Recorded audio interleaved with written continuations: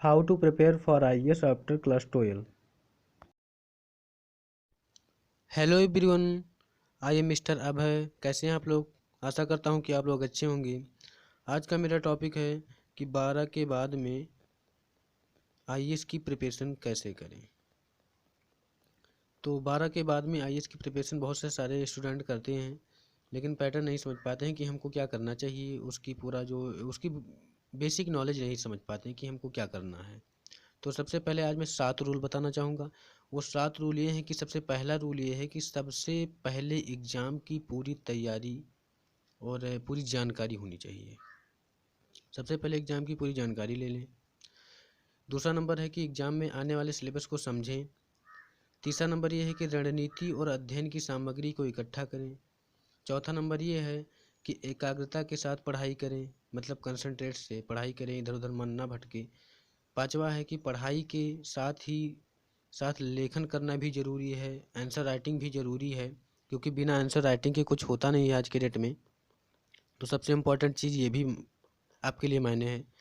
और अगला नंबर है कि बार बार मॉक टेस्ट देते जाइए, मतलब बार बार मॉक टेस्ट दीजिए, जो भी आप पढ़े उसको टेस्ट दीजिए।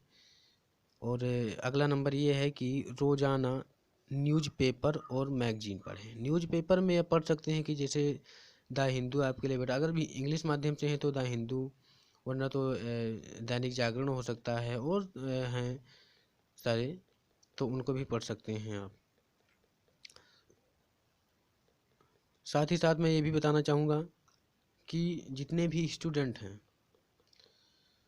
वो अपने आप में थोड़ा कंसंट्रेटिंग पावर से ही पढ़ें, क्योंकि एकाग्रता के बिना पढ़ाई नहीं होती। आप पढ़ रहे हैं यहाँ, आपका माइंड कहीं दूसरी जगह है, तो ऐसे में पढ़ाई नहीं हो पाती है।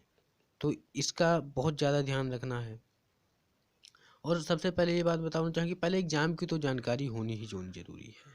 एग्ज़ाम का क्या पैटर्न है, एग्ज़ाम में आने वाले सिलेबस क्या आते हैं, मतलब किस प्रकार के सिलेबस आते हैं। और रणनीति और अध्ययन, स्ट्रेटजी और स्टडी मटेरियल जो होती है, स्ट्रेटजी आप बनाए रखिए।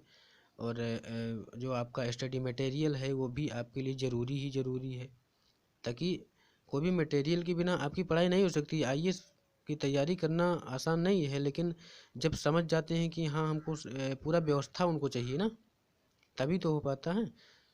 और अब इसी वीडियो में मैं अगला टॉपिक बताता हूँ। चलिए सेकंड पार्ट शुरू करते हैं। सबसे पहले मैं बताना चाहूँगा कि यूपीएससी के लिए योग्यता क्या होनी चाहिए। यूपीएससी के लिए योग्यता होनी चाहिए कि यूपीएससी जो होती है, परीक्षा की आयु सीमा 21 वर्ष से 32 वर्ष के उम्मीदवारों के लिए होती है। अन्य दूसरे पिछड़ा वर्ग के उम्मीदवारों की आयु सीमा 21 वर्ष से 34 वर्ष तक होती है। साल में एक ही बार यूपीएससी परीक्षा का आयोजन होता है। और यूपीएससी के जो चरण होते हैं, मैं बताना चाहूँगा कि 3 चरण होते हैं। पहला होता है कि प्रीलिम्स, जो जिसका नंबर ऐड नहीं होता है, प्रीलिम्स उसको कहते हैं, जिसका टेस्ट होता है। और दूसरा होता है कि मेन परीक्षा है, इसका नंबर जुड़ता है, मेन परीक्षा का नंबर जुड़ेगा। और तीसरा सबसे लास्ट होता है साक्षात्कार, मतलब इंटरव्यू लिया जाता है उसमें, क्योंकि ये सबसे इम्पॉर्टेंट चीज़ है कि यूपीएससी परीक्षा में 3 चीज़ें उपयोगी होती हैं। और वैसे आपकी एलिजिबिलिटी जो होनी चाहिए, योग्यता जो होनी चाहिए, 21 वर्ष से कम नहीं होनी चाहिए। कोई भी उम्मीदवार है तो 20 का है, 18 का है, 19 का है, तो वो उसके लिए एलिजिबल नहीं है, जब तक कि वो 21 ईयर्स का नहीं हो जाता है। 21 ईयर्स से लेकर के 32 ईयर्स तक काम कर सकते हैं, 22 ईयर्स तक। ठीक है ना दोस्तों? तो आज इसमें बस इतना ही। अगला टॉपिक मैं बता रहा हूँ, और अगला पार्ट है मेन एग्जाम के लिए क्वेश्चन पेपर। तो क्वेश्चन पेपर होता है 9 पेपर इसमें होते हैं। प्रश्न पत्र पहला होता है निबंध का होता है, जो 250 नंबर का होता है। सेकंड पेपर वो अंग्रेजी इंग्लिश, मतलब कि इंग्लिश पेपर में होता है, एक लैंग्वेज पेपर है, तो ये होता है 250 का भी, ये भी होता है। पेपर 3 की बात करेंगे तो भारतीय भाषा होता है, इंडियन लैंग्वेज, जो भी आपको सेलेक्ट करना हो, हिंदी अंग्रेजी जो भी जिस भाषा में आपका रहेगा, वो भी 250 नंबर का होता है। फिर चौथा पेपर के जनरल स्टडी जीएस पेपर होता है, तो ये भी 250 अंक का होता है। सामान्य अध्ययन की बात करेंगे तो जीएस पेपर 2 भी 250 अंक का होता है। जनरल स्टडी जीएस पेपर 3 की बात करेंगे तो 250 अंक का होता है। और जनरल स्टडी जीएस पेपर 4 की बात करेंगे तो भी 250 अंक का होता है। और वैकल्पिक प्रश्न पेपर 1 को बात करेंगे तो ये भी 250 अंक का होता है। वैकल्पिक पेपर की बात करेंगे तो ये 250 अंक का भी होता है। इससे मतलब 250-250 अंक के होते हैं, ये सारे क्वेश्चन होते हैं मेंस एग्जाम के लिए। क्वेश्चन पेपर जो बता रहा हूँ इस समय, ये सब 250-250 नंबर के होते हैं ये क्वेश्चन। और इसमें फर्स्ट सेकंड भी होता है, जैसे कि जीएस पेपर यहाँ लिखा है कि चौथा नंबर देखिएगा, जीएस पेपर 1, 2 ऐसे।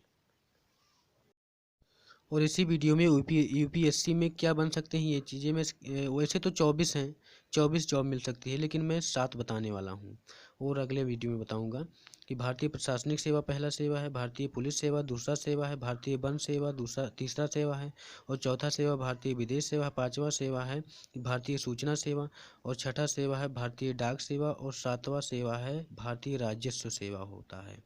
तो मैं आज के लिए बस इतना ही बताने वाला हूँ। 24 हैं, लेकिन मैं केवल 7 बताऊँगा आज की डेट में।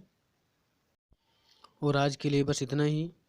आशा करता हूँ आपको वीडियो पसंद आया होगा, तो लाइक करना, कमेंट करना, सब्सक्राइब करना और बेल आइकन को ज़रूर दबाना दोस्तों, क्योंकि ऐसे ही वीडियो मैं आपके लिए रोज़ लेकर आता रहूँगा। क्योंकि वीडियो बनाने में जानते हो कितना मेहनत लगता है, तो